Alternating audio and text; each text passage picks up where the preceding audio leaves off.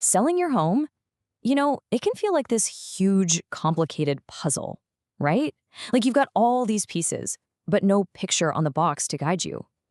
Well, what if you had that picture? What if you had a clear, step-by-step map? That's exactly what we're going to build together today. Okay, so here's our game plan. We've broken this whole thing down into 5 stages. We're going to start with the strategy and paperwork, then get your home ready to shine, market it to buyers, handle the offers, and finally, cruise through the closing process. Let's dive in.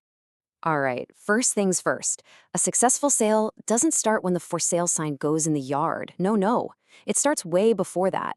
It starts right here, with a smart strategy and getting all your ducks in a row with the paperwork. Look, setting the right price from day one is probably the most important thing you'll do. And it's not a guessing game, it's a science. It's about looking at the hard data, what's selling, what isn't, and what makes your home stand out. You know why? Because a home that's priced right from the get-go gets all the buzz and excitement. One that's priced too high, it just sits there, and buyers start to wonder, what's wrong with it? So once you've picked an agent, how do you make it official? You do it with a listing agreement. Just think of it like the formal handshake. It's the contract that lays out exactly how your agent is going to get your home sold. And that agreement creates something really important, an agency relationship. Now, this isn't just some casual thing. It's a legal concept. It means your agent has a fiduciary duty to you. In plain English, they are legally bound to put your best interests above all else. That is a huge deal. Being upfront and honest isn't just good karma when you're selling, it's literally the law. You'll have to fill out these disclosure forms to give buyers a totally transparent look at the property's condition. It really just protects everybody and builds the trust you need to get the deal done.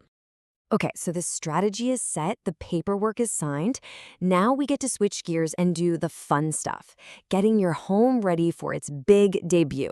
This is all about that wow factor, that unforgettable first impression. Your first mission is simple. Declutter, declutter, declutter. Seriously, when a buyer walks into a cluttered space, their brain just sees cramped and work.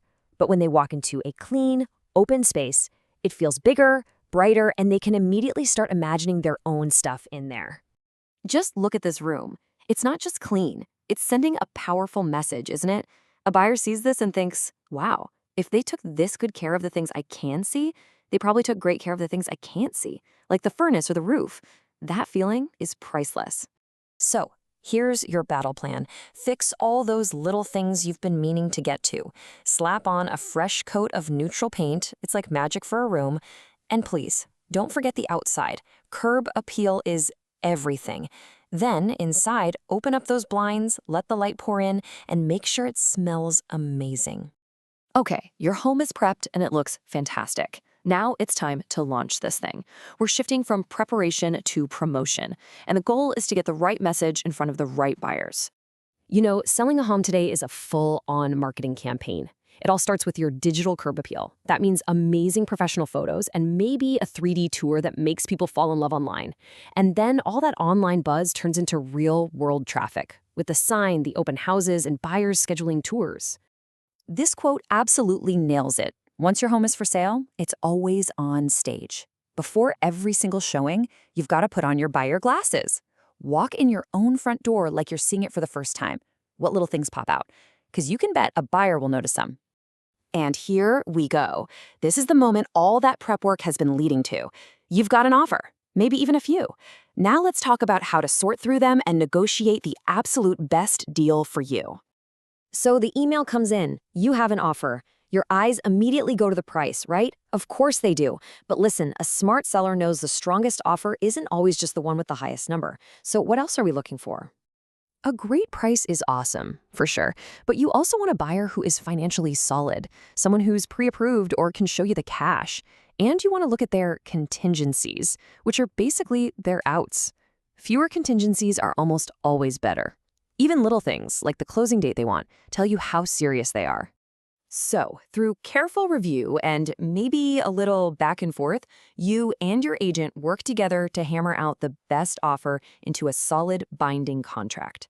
The goal is to set yourself up for a transaction that's as smooth as possible. And you did it! You've accepted an offer! Congratulations! You are officially in the home stretch. This final phase is called the closing or escrow period, and it's where we button up all the final details. Think of closing as a series of checkpoints you have to pass. It kicks off with the buyer putting their deposit down. Then they do their inspections, and the bank does its appraisal. Once all those boxes are checked and the mountain of paperwork is signed, the sale becomes official. It's a process, for sure. So let's really quickly demystify those contingencies we talked about. They're basically just safety nets for the buyer. The inspection contingency lets them check for major issues. The appraisal and financing ones make sure the bank is cool with the loan. They're standard, but they have to be cleared for the deal to move forward. Okay, the big money question everyone has. Who pays for all this stuff? Well, while pretty much everything in a real estate deal is negotiable, this table gives you a really good general idea of how closing costs are usually split up between the seller and the buyer. And after all that, after the inspections, the loan approvals, the signing, you get to this moment. The funds are in, the deed is recorded, and you get to hand over the keys. The house is officially sold, and you are on to your next adventure. And that's it. You've done it. From the initial strategy and getting the house ready, to marketing it, negotiating the offer, and crossing the finish line at closing, you've now seen the entire journey from A to Z. See? When you break it down, this huge, overwhelming thing becomes a series of clear, manageable steps. You've got the roadmap now. So the only real question left is, where are you going to start?